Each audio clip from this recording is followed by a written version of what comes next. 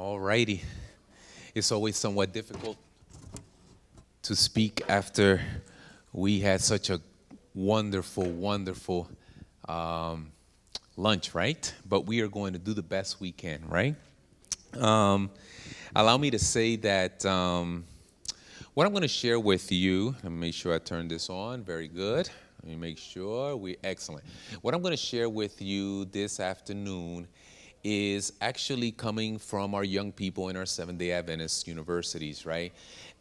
Keys to raising a God-fearing child. And like the pastor said, and I think I mentioned this morning as well, whether you're a parent or not, I think you could take the information that you get this afternoon and just share with other people. Share with other people, get some advice, and so forth, right? You may have adult children who are rearing their own children, right? You may have grandchildren and so forth, anyway. Or you may plan to one day have children of your own, and so you want to get yourself ready for that time. Okay, so having said that, let me just share a couple of things as a leeway, as an introduction to what we're going to talk about this afternoon. Do you know that from 1965 to 2014, the Seventh-day Adventist Church baptized over 13 million people? However, they lost over 13 million, which is an indication that it's still the same, it's still the same situation, about a 40% attrition rate. In other words, we do a good job as a church bringing in people, but maintaining them, it's been a challenge. And I mentioned to Pastor, I was talking to him or communicating with him these last few weeks, and we just came back from Puerto Rico, and I was preaching then, and one of the pastor of the church approached me, and he said very clearly, he said, in Puerto Rico, we don't have a problem baptizing new people. It's not so much of a challenge. The challenge in the island is actually the same thing that we see in the worldwide church, is keeping them in the church, right?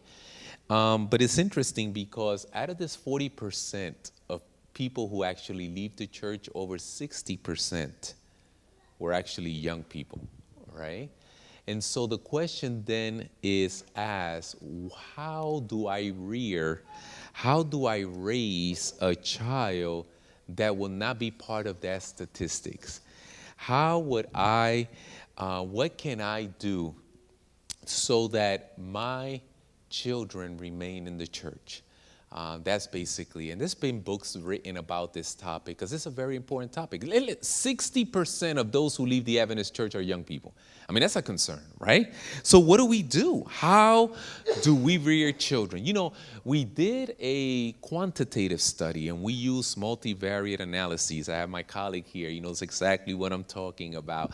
And so we did a quantitative study with our young people, and we found that one of the strongest predictors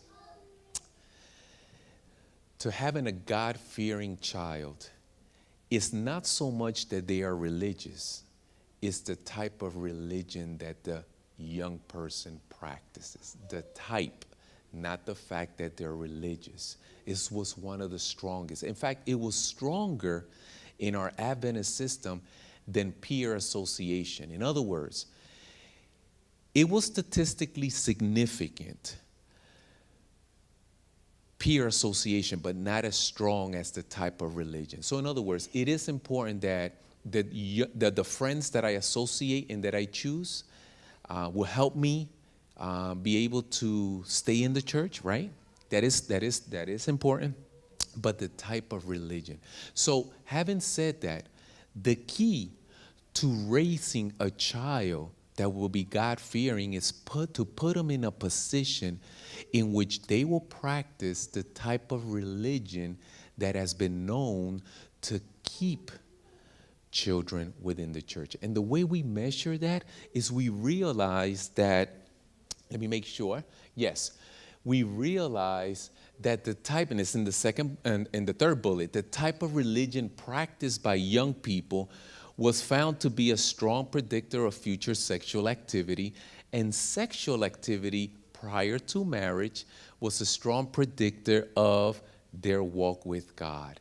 In other words, when children, young people, practice what we would term as intrinsic religiousness, it was found that those who practice intrinsic religiosity or religiousness were found to be sexually abstinent until marriage, and in turn were found to have a closer walk with God. You see, Alport and Ross termed in 1967 these two types of religion, intrinsic and extrinsic. And so what we did at the university is we took his instrument, their instrument, I should say, and with their instrument, we invited some students, right? And we gave them the instrument. When we calculated the instrument, we can tell what type of religion they practiced. They didn't know what type of religion they practiced, but we knew, right? So extrinsically religious people practice a religion in order to obtain a benefit. For example, it could be a psychological benefit. Those people, pastor, that practice, that are Seventh-day Adventists, and they come to church because it helps them feel good about themselves. If I come to church, I will be looked at as a moral person, and I will in turn feel good. Socially, it's a social benefit. I come to church because it is a place where I can associate and be with my friends that I haven't seen all week. That's a benefit to me. So I come to church because of that. Or an emotional. You know what? I want to go to church and I want to be religious because I want to make sure that I don't feel guilty. I want to make sure that I feel good. I want to obey. I want to try to do good. In other words, extrinsically religious people practice their religion because deep down inside they want to get a benefit from it.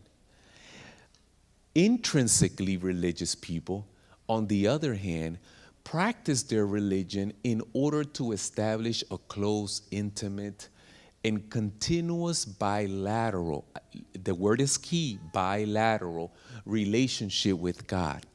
And the thing is, pastor, is that in this church, they are intrinsically religious people that we may not know about because they don't get up and they profess and say, this is how much I pray during the week, or this is what I end up doing. And they're very quiet about it. You know, so a lot of times we think that the individuals who are holding office in church or leading out in church are the ones that are more religious. But do you know that there are people who hold office because of a benefit? In other words, I want to be an elder, I want to be a deacon, or I want to lead out in Sabbath school because I know when I do so, God will see me in a good light. And so I want to please God. And so I do things in church because I want to make sure that God approves of me.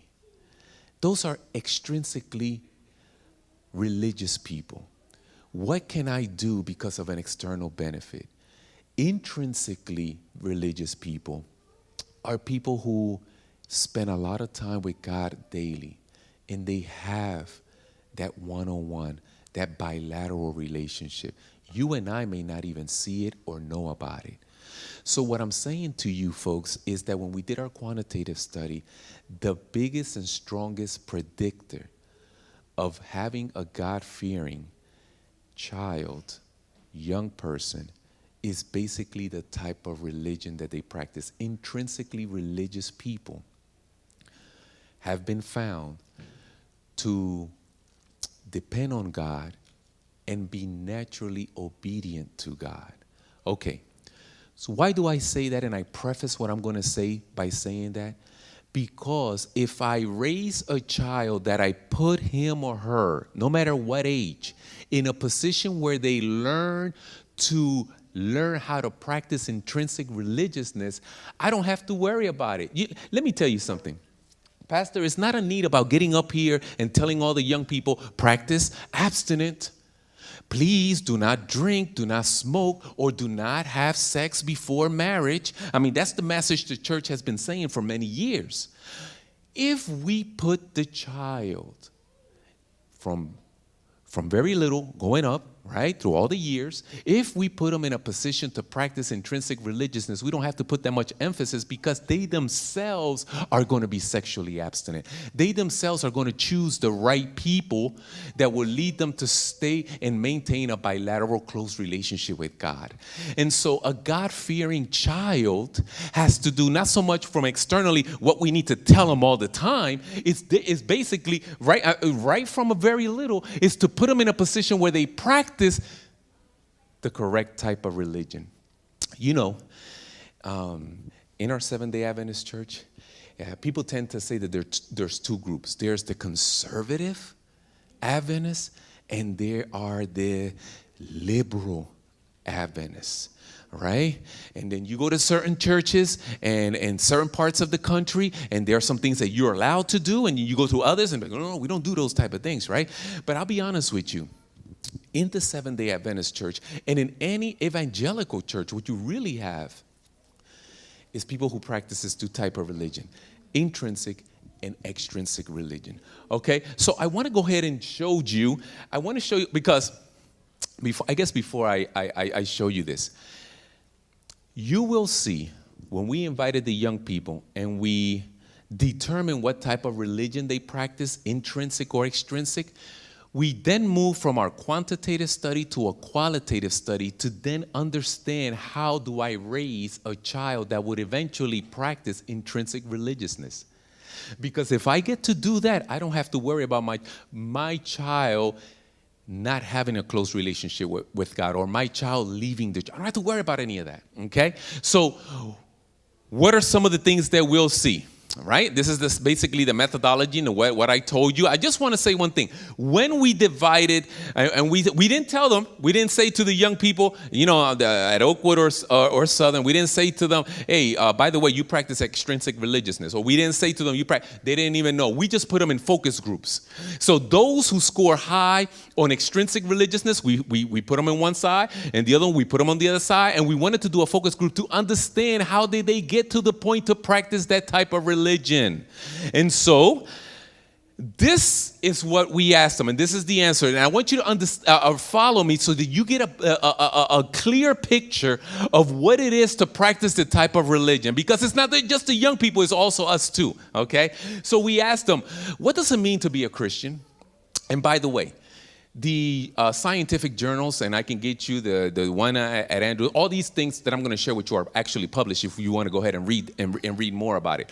So we asked them, what does it mean to be a Christian? Look at what an extrinsically religious person would their response. They say, I think that a Christian, I think by providing for the needs of others, you show them who Christ is. In other words, I think by doing something or getting an external benefit is what a Christian is. And look at another answer by someone else, extrinsic religious. Folks, being a Christian is being able to worship God. This is accomplished by living a lifestyle that he approves. Now, some of you may be looking at that and say, whoa, I agree with that.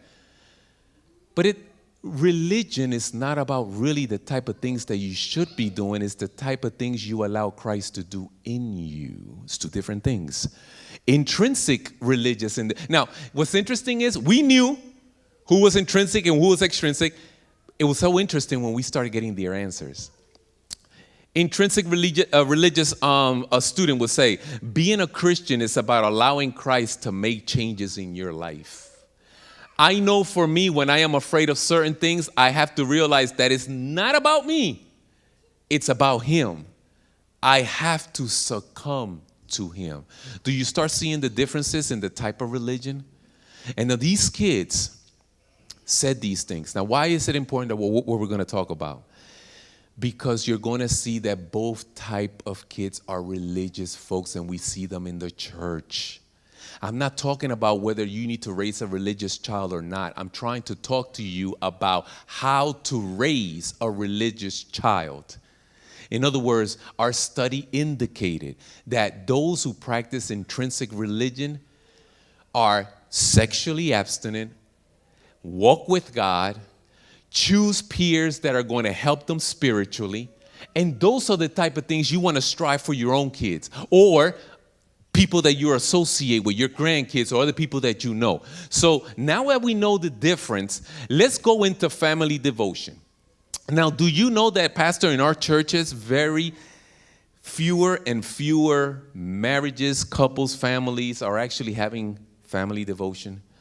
I mean, that's something that was practiced way before, not as much nowadays. What was interesting is that the extrinsically religious, they also have family devotion.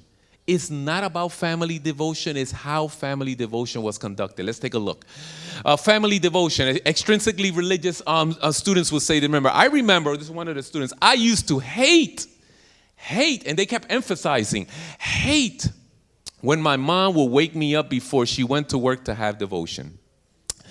I think she realized that that was kind of leading me in the wrong direction, so she said, let me stop, okay? This is them describing their family. This is now college students describing their family devotion. My family had worship every Friday night to bring in the Sabbath. We're talking about Adventists, right? I remember my mom leading out, but wanting my dad to lead out as well. Folks, family devotion is important to prepare intrinsically religious people. But you can't do it all by yourself. You need to have two folks in there. And if you're a single parent, you need to find ways to make it interesting, because extrinsically religious people always view family devotion as a burden. It wasn't a good experience for them. And what this young person remembered after being an adult is his mother wanting his father to lead out in family devotion, and his father saying, I don't want to do it. Okay? And so I want you to remember that. Family devotion is necessary. But you got to make it, and we're going to see it, the difference with intrinsically religious people. But this individual hated that experience. And that was the common theme around those that practice extrinsic religiousness. How about church attendance? Because we bring our kids to church. We want them to go to Sabbath school, right?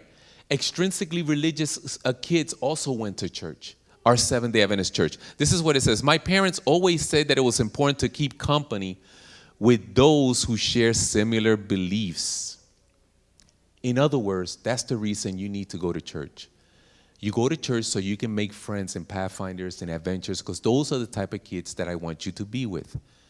You're creating extrinsic religious individuals, right? This is another one that says, by attending church, I acquire a church family. We attend church because when we were going through something in the home, going to church was a getaway from those problems.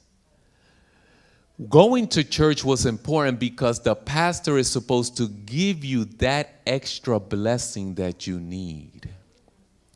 In other words, we look at those things that our kids are saying, and we're saying, wow, that doesn't seem too far. It's not the religion part. I'm going to keep emphasizing. It's the type of religion. So to these kids, right, folks, listen to me. To these kids, what you're doing is you go to church to make friends that I want you to associate. You go to a church so that the pastor can give you in other words, you go to church so that you can benefit from something. It's a benefit, okay? You're creating extrinsically religious folks, right? Look what it says. Look when it comes to prayer. And then afterwards, after we finish, if anyone has any questions, we can surely try it. If we have the time, Pastor, we can actually answer your questions. How about prayer? Extrinsically religious students. Honestly, I think that I was forced to pray as opposed to being willing to do it. And as a result, when I got older, I didn't want to do it anymore. I don't remember my parents sitting down and teaching me how to pray. They just basically say, I want you to pray. They just told me to pray. In other words, going to church, listen to me. Let me go back to church attendance. Going to church should not have any other reason than you teaching a child We go to church, nothing to do with the pastor. We don't go to church to hang out with our friends. We don't go to church with any other external benefits. You want to raise a child that is practice intrinsic religiousness, then you actually teach them from very little to go to church, basically to continue that bilateral relationship that we started at home. In other words, you go to church to continue to be with God, the same God that you spend time with at home, nothing else. If you make friends in church, that's excellent. If you become part of AY, that's beautiful. If you join the Pathfinders, that is a bonus. But that's not the reason why we go to church. We don't have devotionals at home because it'd be a burden. I want to wake you up in the morning. I want you to feel another burden. No. We have devotions because it's our time with God. And so I want you to, if you tell your child, I want you to pray because everybody else prays in church. Because I want you to God, no. It's about teaching them to pray. Prayer should be something that children look forward to. They can't wait to pray. It's not, stop what you're doing, we got to pray, and it becomes a burden, okay? Well, this is continue with the prayer. A lot of times when I pray, it is just for daily needs, for health and protection. That's what one say. When I pray because I need protection. I need him to supply my needs, or I need him to keep me healthy. How many times do we see in church that we invite to pray just because we have some type of prayer request? But what we also need to do is, how many people just want to connect with the Lord? How many people just want to say to the Lord, it's not about what you can do for me, but I just want to enter in your presence. So I'm gonna just suggest that when we're raising our kids, we teach them that prayer is just an opportunity to enter into his presence. It's not so much just only, we understand that when we pray for health, that we can pray for help us with a test. That's all. But we just want to enter into your presence, right? And so another one said, I'm going to be honest. I tend to find myself praying when I am having a hard time or I'm struggling. But when things are going good, I don't need to pray as much. In other words, I pray because of a need or a benefit that I need. And so I'm trying to show parents and church members the keys to raising a child that you don't have to call constantly when they get an adult and worry about whether they're fornicating, whether they're associating with people who are steering them the wrong path. Because what I'm saying to you is that in our Adventist schools, by the way, folks, I'm going to share something with you. When we surveyed our students, right, we found that over 40% of our Seventh-day Adventist students are actually engaged in sexual activity prior to marriage. And you may say, wow, over 40%, that's almost close to, that's 50%. But when they go to a private or public, a non-Seventh-day Adventist church, the statistics are over 80%. So double the young people at any secular institution are actually engaged in sexual activity before marriage. So what we're saying is that we have some good, focused young people who are serving not just in secular institutions, but also in our Adventist institutions. And we know, like I said in the beginning, that their sexual activity before marriage is a strong indicator of their daily walk with God, right? And so let me just tell you that, let me just say, for example, a religious literature. We asked them about religious literature as well. Extrinsically religious folks, listen to me. Or follow me. It says, I remember, one of them said, I remember one time I opened one of Ellen G. White's books, Desire of Ages. And I said to myself, lady, what are you talking about? Okay, this is an extrinsically religious student actually talking about religious literature. Another one said, I try to keep up with my Sabbath school lesson it depends or not if it relates to me. Now, I'll be honest with you. You asked an extrinsically religious student last quarterly about Revelation and the beasts and all those type of, that wouldn't have attracted them. This week, especially about choosing your mate and making choices, that probably would have, depending on the topic, is what they would have studied or not. You know what's interesting is, even though we did our study with young people, I know quite a few older folks who have that same mindset. In other words, I'll open on this Sabbath, I'll open my quarterly lesson, and depending on the topic, I'll have time or not during the week.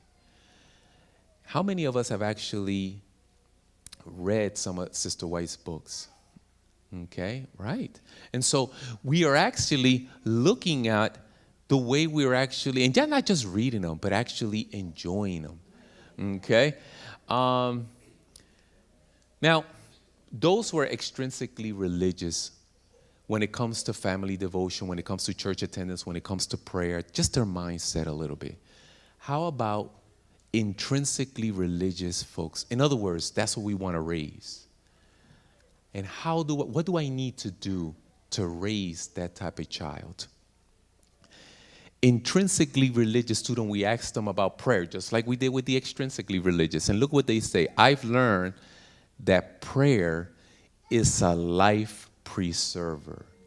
In other words, if I am going to survive in this world, this is not a contingency type. This is something that I have to do. This is not an option. If I'm going to survive in this world, I need to pray constantly.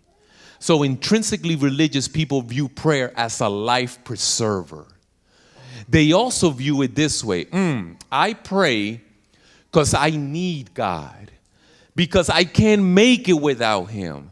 I pray to remember that God woke me up and helped me get through this day. Folks, we need to teach our children that prayer is a way to connect with God. And if I go, it's like oxygen. If I go one day without connecting with God, I'm going to be without oxygen. I cannot live without prayer. Prayer is me and God connected. I don't need to constantly pray to help me in school. Those things will come, and it's okay to later on delineate it, but I need to teach my child that the most important thing about prayer early on is to enter into his presence and to have that connection with him. I believe, this is intrinsic, I believe when we think of prayer, we think that we have to close our eyes, kneel down, and stuff like that. This is the young people talking. But I feel that prayer is just, it's like you just talk to him. Like while you're walking to class or while you're doing whatever, you just pray. And all we ask them is, what does it mean to be a Christian? And then we ask them about prayer. And he says, well, I pray with him when I'm walking to class. I don't need to be kneeling down in my dorm room. I could just be connected to him while on my way to class, on my way to the dining hall. When I just need to be constantly connected. And like they were saying, I can't go one day without praying. Sometimes as adults, we find that the only time we pray is when we come to church. And what we see is that an intrinsically religious individual cannot go during the day without connecting with God one-on-one. A strong influence from the family. My mother will come and get on her knees by the edge of my bed and say, I want us to pray together. I want to connect with God, and I want you to be part of that. In other words, an extrinsic religious folks felt their parents were like, you have to pray. I need you to pray. And the young adults say, I learned to pray when I went to college, when I went to they never said, let me show you how to pray. I just want you to pray. I need you to pray. And intrinsically religious said the parents' mother came and knelt down next to and said, let's pray together. Let's connect with God. My mother would buy me a devotional book every year and encourage me to establish my own devotional time with God. I was telling the church in Puerto Rico that if you take, how sometimes we boast in the church and we say, well, I have 40 years in the Seventh-day Adventist church, 40 years. Some people would say, I got 20 years that I've been baptized, and we boast. But if you take a perfectly normal, not a developmental disabled person, a perfectly normal individual, and you sit them down, and you take a spoon and you have to feed them, you would think that that's kind of strange and weird. And you will probably be saying, what are you doing? That person, if they're 20 years in the church, and they're 20 or 30 years, they should be able to feed themselves. But that's what happens when we constantly depend on the person who's standing up here. When you come to church and you develop a habit of not having a relationship with God at home, and your only spiritual food and substance is only in church, what you're doing is you're coming to church and allowing the pastor or the elder to feed you, spoon feed you, because you never learned to feed yourself. And so let me tell you what happens. What happens, Pastor, is that when the food up here, the substance, is not strong enough and I come in starving because I never ate during the week, and I sit here and the person in front of me is actually not feeding me what I want to, I leave starving, and all I do the rest of the Sabbath is criticize the sermon in the morning and talk about it because I came in starving and I left starving. But if I learn to walk in already with something in my stomach, and I'm already spent some time with God during the week, I'm just coming here to get some dessert. And so if the dessert is poor, I still leave with something in my stomach because I came in with something in my stomach. And so what I'm saying to you is we learn to teach our children to establish a relationship on their own to feed themselves while they're growing up, so that when they are old enough, they know what it means to actually feed themselves and not be dependent on other people feeding them. And so those are keys to raising a God-fearing child. Another, active family worship experience. We also asked the intrinsically religious folks about it. Look at their experience. It was the best time for us kids. The best time. In other words, we as college, 20, 25, 23, 20, 22-year-olds about their family devotional time. And they didn't know that they were practicing intrinsic religiousness, but we knew. And this is what they say. It was the best time for us as kids, right? It was the time where we got to sing songs, learn Bible stories, and catch up on what was happening with members of the families. In other words, when I have kids, I want them to have that same experience. The reason why we as families now in 2019 do not have family devotions as consistently and every night with our children, many of us, I can't say all of us, but many of the church, is because it's either mom doing it by herself or dad trying to do something and we're too busy, we got extra jobs, we're too tired. And so after a while, kids want to be on computers and television, so we just don't have time. What happens is you want to help your child develop and practice intrinsic religiousness. They need to view family devotion as a time that they look forward to each day. I remember one worship service ended up being an hour long. I mean, this young person, when they were telling us that, it was like they were reliving that experience, and it happened years and years ago. I remember one worship experience ended up being an hour because my little sister really got into it, and she ended up like preaching, and so she just, she was touched by the Holy Spirit or something. The Bible games were an essential part of the family worship experience. When we were younger, another one said, we would play Bible games. For example, we would sing songs like Father Abraham or Deep and Wide. And when we would miss a part, we will have to sit down. It was fun for all of us. That young person who was talking about his sister, he was describing to us that he was like, I don't know what happened. I don't know if the Holy Spirit got, but his sister was younger than him, and she started preaching to the family. And it took him an hour. It was an hour went by, and they were just all listening to his sister, younger sister, not too big, younger sister, preaching to the family. Family worship was a moment that was an experience that they will never forget. And you know what's interesting? It wasn't all about mom or dad leading out. The children also led out. In other words, what we're trying to say to you, you want to raise a God-fearing child? I'm trying to tell you using research that intrinsically religious people view family devotion as an experience that they will never forget. Because they either led out, they either took and a very important part of it. Okay, you're listening to me? And so those kids, look what this kid was saying. It wasn't about him. He says, my sister one day just started preaching. It's like the Holy Spirit came over her. And I remember exactly what she was saying. I loved it. And we weren't saying, baby, stop, it's enough. Control yourself. No, we let her finish her sermon. It was over an hour, and we moved on. Intrinsic religiousness, an active involvement in religious activity. This is what an intrinsic religious young person says. The church I attended gave me a great foundation. Come on now, just like Nashville is going to be doing, and it has been doing. The church I attended gave me a great foundation. They encouraged me to sing, read the Bible, pray, and grow every day. I don't know if you guys, I think you do. I shouldn't say I don't know, because a bunch of young people up there participating.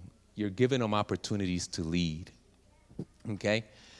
The church I attended gave me a great foundation. They encouraged me to do these things. Look at the other one. I was in the 8th grade when I went to the Dominican Republic as part of a mission trip. It changed the course of my life. I saw the needs of people and the joy in their faces when we helped them. Let me just tell you something. There's nothing more, and the pastor can talk about this as well, more powerful for a young person than to go to a place that does not have the commodities that we have and that they have, and to actually see what they do have, help them out, and then come back. They appreciate more the things that they have here when they are exposed to places and situations that don't have the same. We take things for granted in this country. And so Pastor was talking about preaching. He just came back from a Guatemalan a mission trip. I remember when I was at Southern, I took 15 students. We went to the Dominican Republic, and we all had to preach at a different church. And in the church that I was preaching, because the light goes out a lot, and there is no such thing as a generator. And I remember I was preaching, it was a Tuesday, Wednesday, and it was during a weekday, and the entire light went out. When the light goes out in the Dominican Republic, it goes out. I'm talking about, I don't see this cup over right here. I don't see my hand in front of me. And I was standing, Pastor, I was preaching, and I was all excited. Boom, everything went out dark, and I stopped. And everything stopped, and the brethren, nobody moved. And they all started screaming from the back, preach. Why did you stop? And of course, I didn't have my notes or anything, right? And I'm looking around like this, so I started preaching. In other words, light or no light, we keep on preaching. And all of a sudden, as I kept on preaching in pure darkness, I never forget, the lights went back on again, and we kept on going. In other words, darkness is not going to stop us from keep worshiping and listening to the sermon. So I say to you, we need to make sure that we involve our young people. And if they ever have an opportunity to go to a mission or an experience that would change their life, allow them to do that, okay? Allow them to do that. I took part in a homeless ministry back home. It was satisfying to me to be able to assist others. It humbled me, the student said. I realized I could be doing much more than what I really am. Having said that, let me just say this to you. 2 weeks ago, March is Social Work Month. So every year, we tend to take our students to a nearby church in Huntsville, and the students, the social work students, lead out in the program. Sometimes we have double majors. We have those who want to do religion, theology, and social work. And so we usually get those students to preach out at a local church. This year, the students approached me and they wanted to do something different. They said, well, let's do ministry outside. In Huntsville, those of you who've been to Huntsville may or may not know that there is a large population called Tent City. And so Tent City is basically just that. People who are homeless take those tarps, those blue tarps that you see that you take camping, and they create their own little tents. And so I didn't know where Tent City is. I've been in Huntsville for 10 years. I didn't know. So my wife and I, we didn't know where it was at, but we knew that Tent City existed. And so we took during the week, the kids wanted to go. So we took and we went to look for Tent City, and we found a section of Tent City. And we went back to the students and we said, we found, it's not that big, but let's collect the things that you want. This is coming out of the students. Let's collect the things that you want to give them, food and some other things, and we'll go Saturday morning and we'll take it to them. When we got to that small portion of Tent City, we had about 25 students, about 25, 30 students.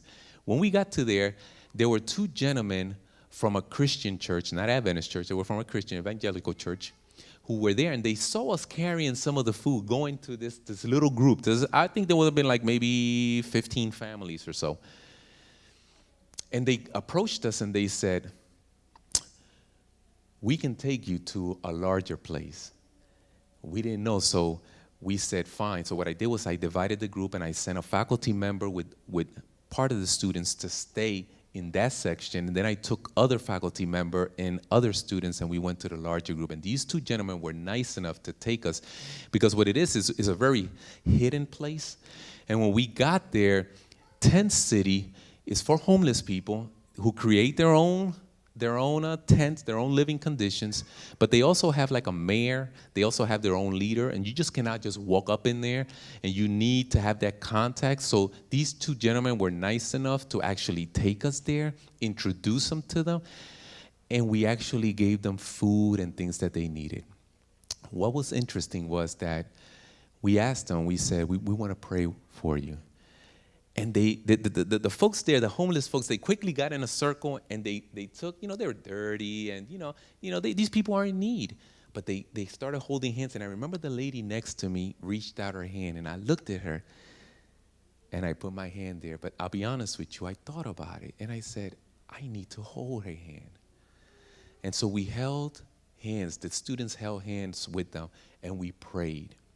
When we got back to the school, we debrief, and they all raised their hand and said, it humbled us. We're here 3 years, 4 years, some of them are seniors about to graduate, here at Oakwood College, at Oakwood University, and we didn't even know that these people live in such conditions. We need to go back. And so what came out of it was these kids saying, I want to go back because it humbled us. We complain in these dorms. We complain sometimes about the food, the veggie food, and we have an Oakwoodite here who understands how it is there at Oakwood, and they complain about but those kids that came back from Tent City, you heard no more complaints about Oakwood. In fact, they realized that when you don't have nothing to eat, I mean, when we got there, they all came out of their tents. They all came out of their tents. And they were grateful. And when we said, can we pray for you? We didn't know their response. They would say, no, we don't want you to pray. No, they got into their positions in a circle, hold hands, and we pray for them.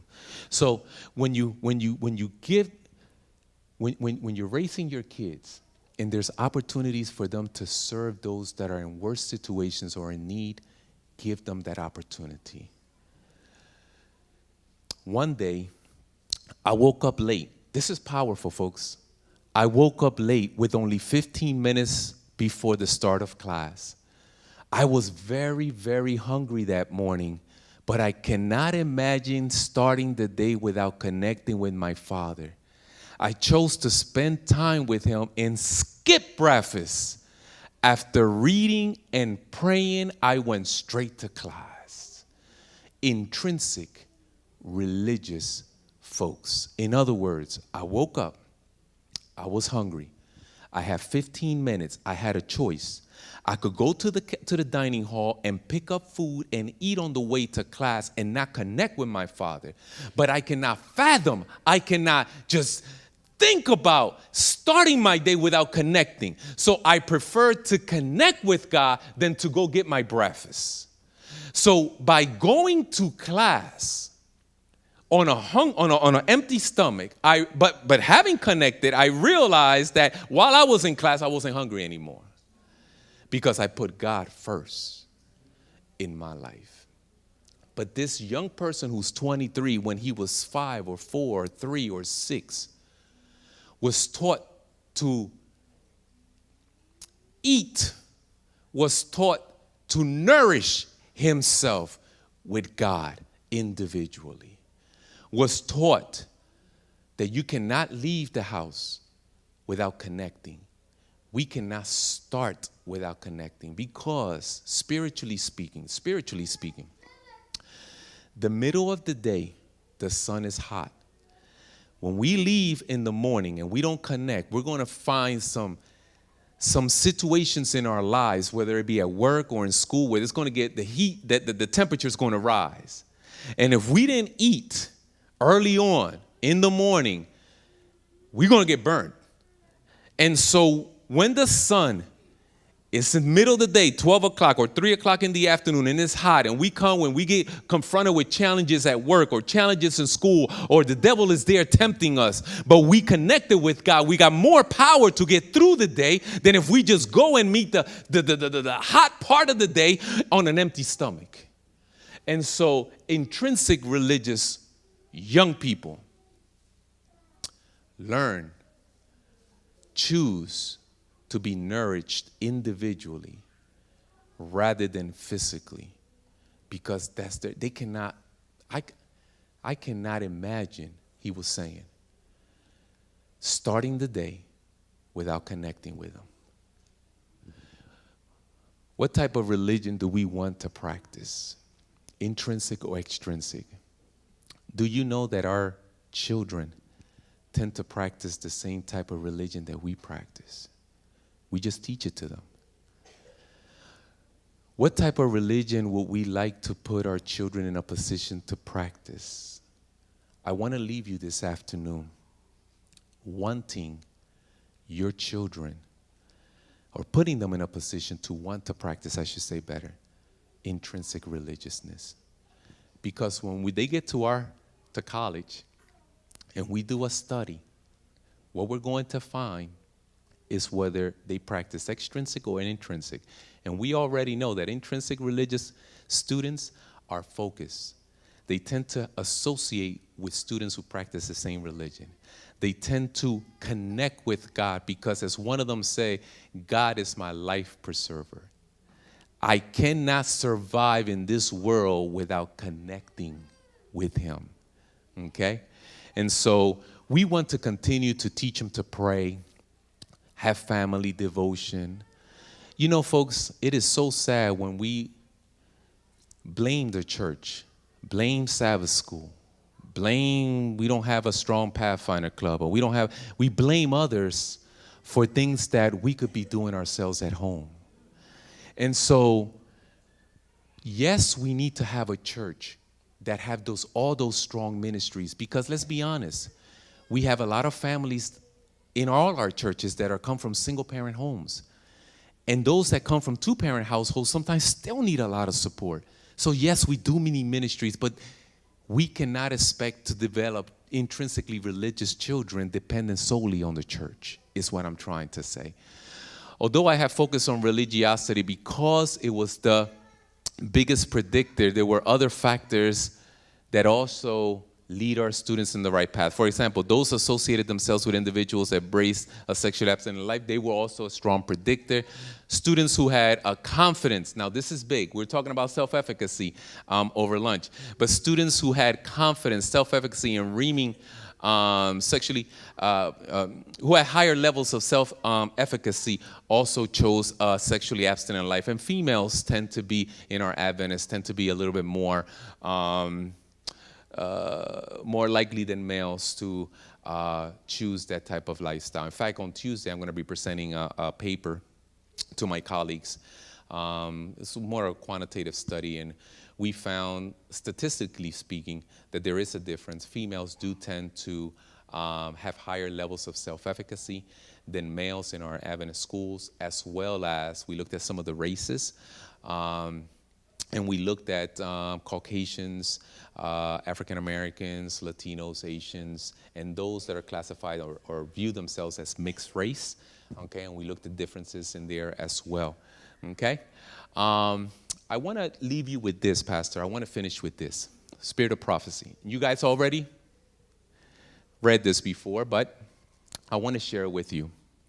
It is a solemn statement, Sister White writes, that I make to the church, that not 1 in 20 whose names are registered upon the church books are prepared to close their earthly history.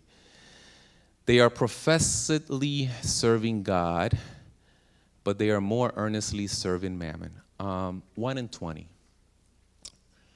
When I look at that passage, I revert back to our study. The majority of students, just like the majority of church members, and of course this is a conjecture out of my part, but because I've only did a study with young people, but the majority of people tend to practice extrinsic religiousness. Only a few practice intrinsic religiousness. Folks, it is so important. Even though we are told to congregate in church because we find the presence of God here, we need to learn to have a close, intimate relationship personally with God. We cannot be dependent on anything else but just Him and I.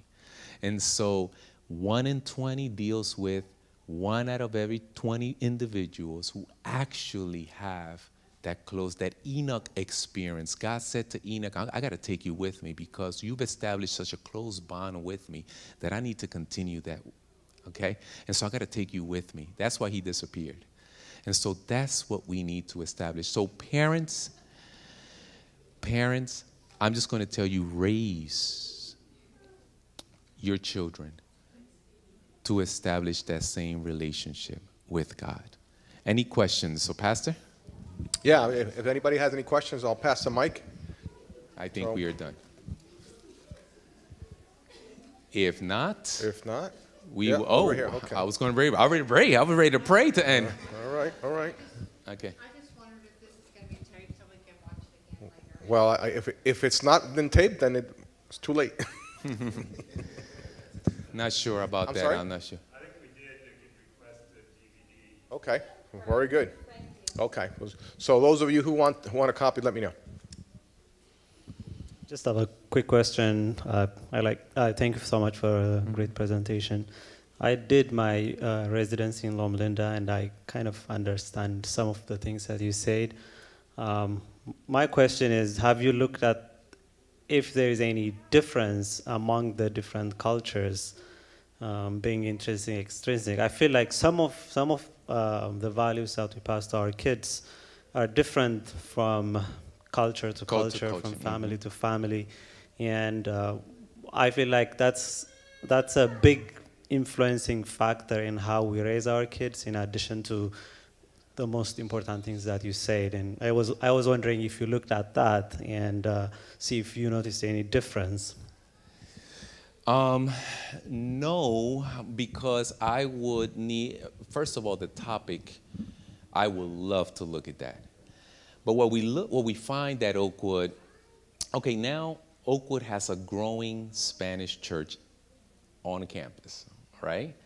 But it's a historically black school. Now, just because it is a historically black, we have a lot of people from Jamaica, a lot of people from the Bermudas, a lot of people. I need to go back and look to see the differences, okay? But we did not. We looked, we were more, because this is our qualitative study was it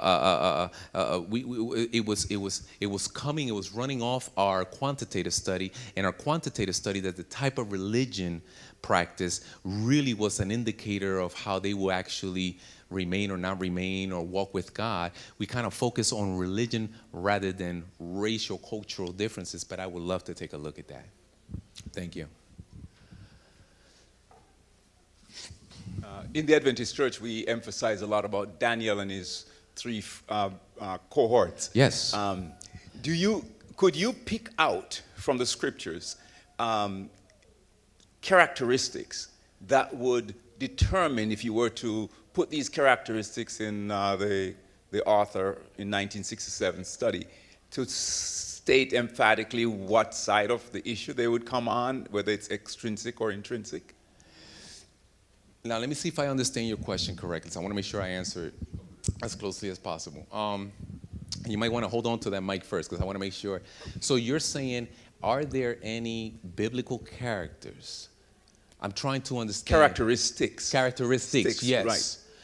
That will what? Indicate whether Daniel and his friends were practicing extrinsic versus intrinsic. Okay. When you look at Alport and Ross, who were the researchers who kind of coined the terms and we used their instrument, right? There are some characteristics, but I'll just point out one of the biggest ones. When I read the life of Moses, what sticks out to me is his humbleness. And so that humble spirit. And so it's kind of like the same one that I saw. I see it a theme in David. That's why this is the man behind my own, right? I'm talking about heart, right? And so I think that at the core of intrinsic religiousness is that humble spirit to say it's not about me or what I could do, it's about what he could do for me. In other words, we were talking about it this morning in Sabbath school. When I don't focus on the cross, I focus on everybody else. When I focus on everybody else, I find myself, I pump my chest. But when I look at the cross and I focus on the cross, I find myself so far from it that I need Christ constantly. Amen. But when I look at others and I compare myself to others, I start pumping my. And so that humble spirit, if we can actually help children establish the need constantly for Christ and keep them at an early age looking at the cross, they're going to look at it like this, like the individual is a life preserver. We live in a society where I cannot survive without it. As a social scientist, I am very, very, and one that loves youth. Mm-hmm. And I am very concerned if you could shed some light on the issue of, is there hope for my young people that we could reteach them to fall in love with Jesus Christ? Let me answer it this way. Let me change and let me ask this question. Is it ever too late to be reborn again? No. And so I look at it, and this type of message, and that's another thing, should not be, I'm past the stage, it's too late. I can always go back and do my best to work not only with my adult child, but especially with my grandkids. Praise and I can God. Always try to give back, and I can always, and even with my mother, I'm married, I'm a grandfather, and my mother still talks to me. And I listen to my mother. And she said, I don't care how old you will still be my baby. And so I don't think it's ever too late. Thank you. Yes. Because I want to leave hope. I want to keep hope alive. Yes.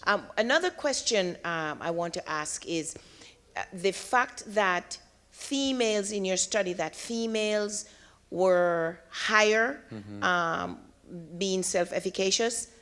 Is there a reason why? Do we know why females are higher in It's, self-efficacy? in fact, I'm going to be talking about it on Tuesday when we have the Faculty Research Symposium. I think we can only, it's postulate based on research. There's a couple of reasons. One, it's the double standard that we see. We tend to, one of the reasons, we tend to praise young men when they're sexually active. Oh, you're really a strong man. But a female who has multiple sexual partners, ooh, that's a big taboo. What are you doing? And we have names for those type of females. So we see a double standard in society. Another reason may be the fear for unwanted pregnancies. I mean, I don't want to, a male is not going to get pregnant, but there's a risk that I will get pregnant. And so we've set out some possibilities. We have not studied as to the reason why. Personally, I haven't studied the reason. We just know that, for instance, the paper that I'm going to present this week is, we know that in our Adventists, when we say higher levels of self-efficacy, we're dealing with the confidence level that they will remain sexually abstinent. And so what we're saying is that females tend to say, when I say I don't, and I don't. I can convey to my boyfriend what I'm not willing to do and not do. And so we asked a few questions that help us measure self-efficacy, that confidence level, and we found out that, of course, females have higher levels than males, statistically speaking. Yes. Yes, my name is Aaron French. I'm actually from Jamaica. I've always said, based on my observation, parents, in the attempt to grow their child up in a Christian Adventist lifestyle, to have that Christ-fearing characteristic, they, instead of the child, especially when they reach at a certain age, like 18 years old, instead of having that love for Christ, I've realized that they've ended up having this hate.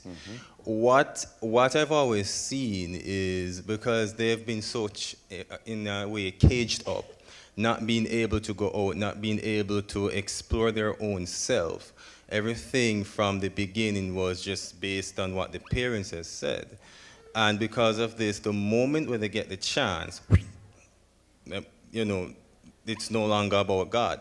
And then they direct this hate that they have for the parents towards God. And whenever they look at the church, they don't want to go. They no longer want to be a Christian or an Adventist or anything that has to do with God. And thus it drives them further away from God than what the parents was trying to do from the very beginning. What recommendations do you have? I agree 100% with what you just said. And like I said, the sad part about it is, a lot of times what we're doing is we're teaching our kids the type of religion that we practice, okay? Kind of forced down on us, and we don't teach our children to discover and to develop their own self-identity when it comes to their relationship with God. I mean, look at what the studies show. The group, when we were talking about family devotions, intrinsically religious students were saying, our parents did not lead out in devotions, we led out. In other words, our parents did not dictate how we preached or what. They allowed us to talk about God. They allowed us to ask questions. They allowed us to choose the songs that we were going to sing, the topics that we were going to have. In other words, they themselves found it as something that they wanted to share with their family members. And so a lot of times, rather than come top down and saying, this is the way you're going to do it. In other words, just like another student said, I was never taught how to pray. I was just told you need to pray. Okay? And so I do agree 100% with you that what we find, and then we always find the other extreme, because I've known parents who grew up in that environment. Now, let me just say that you just mentioned, using that example from Jamaican parents, a lot of our Caribbean parents, Trinidad, Tobago, Puerto Rico. I mean, we have that conservative type mindset, right?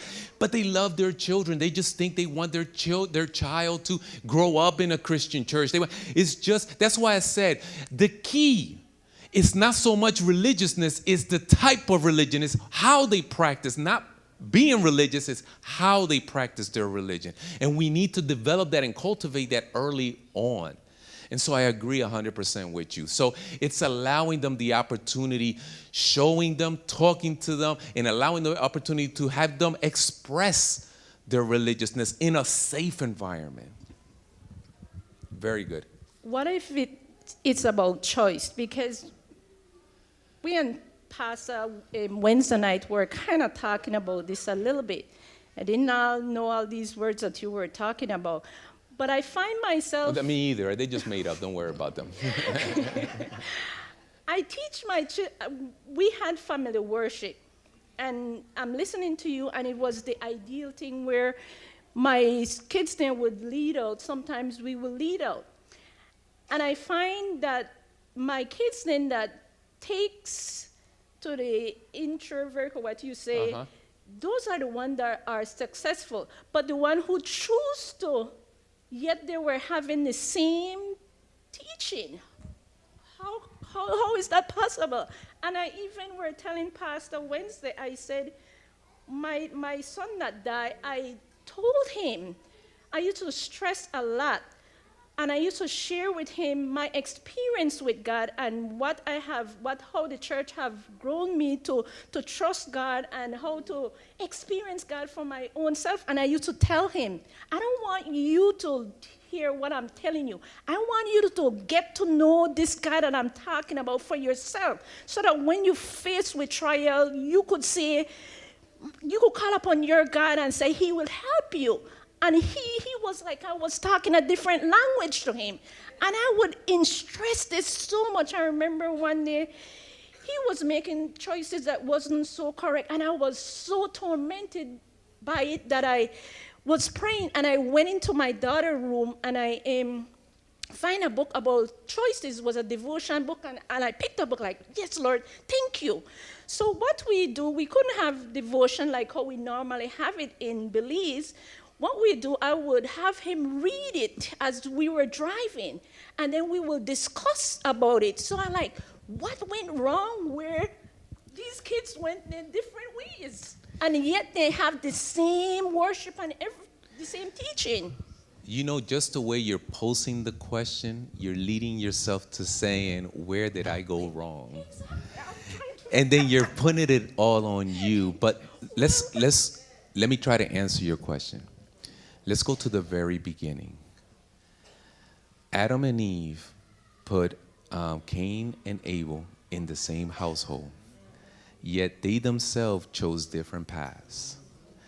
And so I was actually 2 weeks ago, I was preaching, I was telling the church, that's why we have such a merciful God. A lot of people say, why doesn't he come? We've been 200 years as a Seventh-day Adventist church preaching of the second coming, and he hasn't come. He hasn't come because he's merciful. Because he's hoping that Cain in our families will come back. And and I was just preaching to the church, and I was saying to them, do not give up praying for that child. Because the reason God has not come yet is because he doesn't intentionally want to prolong it. He's given opportunities for that individual to come back. So don't ever put your blame on you, but don't stop praying for your child. Just a quick question. Yes. It's probably related to the cultural aspect. Yes. Did you do any study for, say, financial considerations? For what? Financial considerations, the money of the income level. We looked at parent household. I think we looked at parent, but it wasn't statistically significant. In other words, the difference cannot be ascertained with some confidence. Let me just put it that way. I mean, in social science, we usually use 95%, 0.05. You could use, our results sometimes come back 0.01 at 99%, right? But we cannot ascertain with some certainty and confidence, statistically speaking, that made a different which is a surprise because socioeconomic aspects do influence a lot. Okay, at least other studies have indicated, but not in ours. I don't know. Yeah, but from what I understand, what you're saying is the different, not religiosity in itself, but kinds of religiosity. Exactly. Is what you're kind of the type. at. Yes. Yeah. Another quick question. How about single, and I came in late, so I may have missed this. single family house, single parent, sorry, versus. And that's what I was just trying.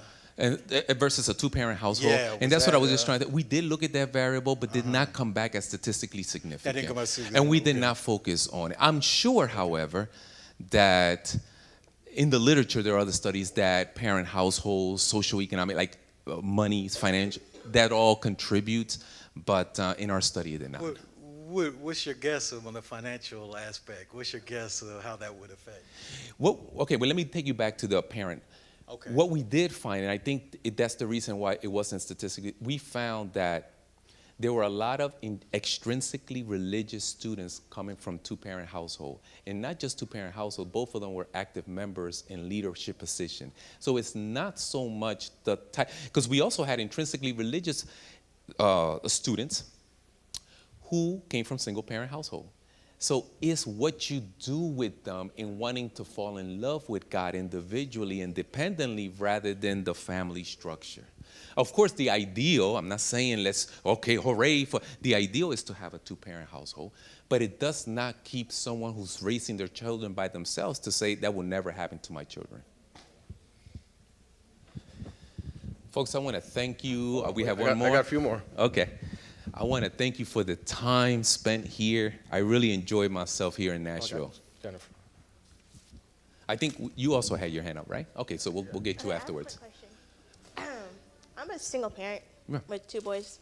But growing up the way I grew up is basically I had my kids and I'm raising them as Adventists, but of course they go to public schools. Mm-hmm. And in public schools, because I went to public schools and we weren't allowed to say certain things and do certain things coming up, but it was always the talks that I had with my dad, and as an Adventist, of course I made mistakes, but I ain't trying to say anything. What I'm asking is, or trying to ask, is, because I've got a 12-year-old and almost 6-year-old. Mm-hmm. Okay,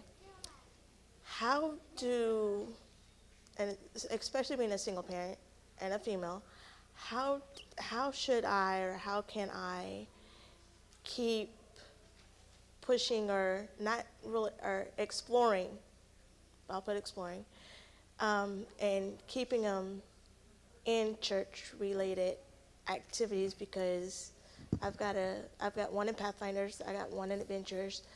Of course, with certain things that just happened, I've got a son who's now trying to agree with what mommy says half the time, or most of the time, but I'm thinking it's just for show. But how do I express that mommy wants you to do this because it's what God wants you to do? Folks, I hope everyone here heard her question, because the answer to her question is not so much what you yourself can do individually. Now, we just shared some things that can be done in the home, and I have more willing to actually go over some things. But the answer to her question is really, what can we do as her spiritual family to help her with her 2 children? She should not be worrying about raising a 12-year-old by herself. If I am a member of this church and she's my sister and we're worshiping the same Father, then I'm sort of like a spiritual uncle to her child.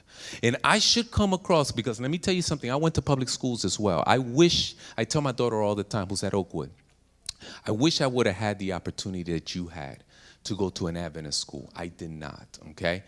And so, don't take it for granted. I tell her that all the time. But I will tell you folks, 2 kids in public school, single parent, if I'm a member of this church, I will see what can I do to spend some time with that 12-year-old and talk to them and give them counsel, because I'm also I grew up in a single parent household, and I'm an only child. It was just me and my mother.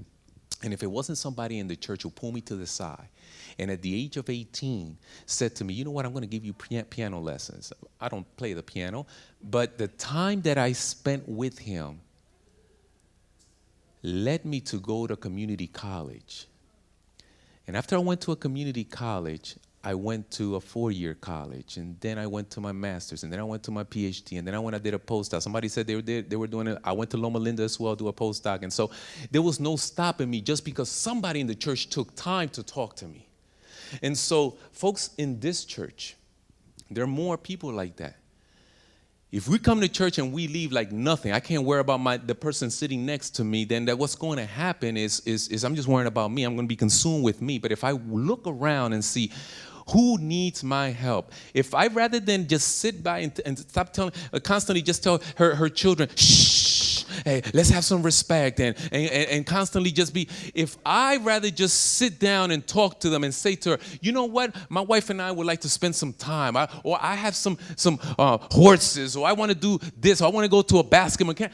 I just want to spend some time talking and helping you be able to, because let's be honest, sometimes as parents, we say some things and it seems as though it comes one ear and it goes out, but someone else may say it and it kind of sticks there. And so I would just say to your question, do everything you can to teach your kids to have that one-on-one with Christ. But then it's not just you. People need to come around, especially young ladies, young women who are in the midst of, and they need to just talk and help you with that. And you find that supporting community in this church. That's what I think what we need. It seems that recently maybe I heard a statement that a child's parents are the closest thing to their image of God. What are your thoughts on that? Especially Let me tell you what my small thoughts children. on that. I'm thinking about it because I was trying to think who actually said, but some of the students. Now, this is the beauty of it. So I went to a state school, a state university. I don't remember any professor sitting in my office and talking to me about things other than academics, right? But I talk a lot with my students. They come out, my wife knows, they come to my office and the young ladies come to me talking about young men who don't have that male role model, right? And young men talk to me about their future, their plans, their aspirations. That is a common theme where they would say things such, and we saw it here, they would say, this is the way I am, or this is the way I view things because growing up. And so they do make that comparison of their religiosity or my view of God, with the way I was brought up. It should be unfortunate, but it's the reality. Yes, it is the reality. And I'm gonna go back to what someone else, the gentleman back there, said about being raised in a household where you're very conservative, kind of very harsh, okay? You also have the other extreme. And I've also seen parents who came up in that environment and said, with my kids, I'm going to let them be as free as possible. They're not in the church either. They're not seeking God. So we need to be careful as well. Folks, again, thank you so much. I enjoy being here. Pastor, thank you for the invitation. I'm going to be praying for this church, and I want to see in this church families who are raising their children to practice a type of religion that when Christ comes, they're going to go to heaven.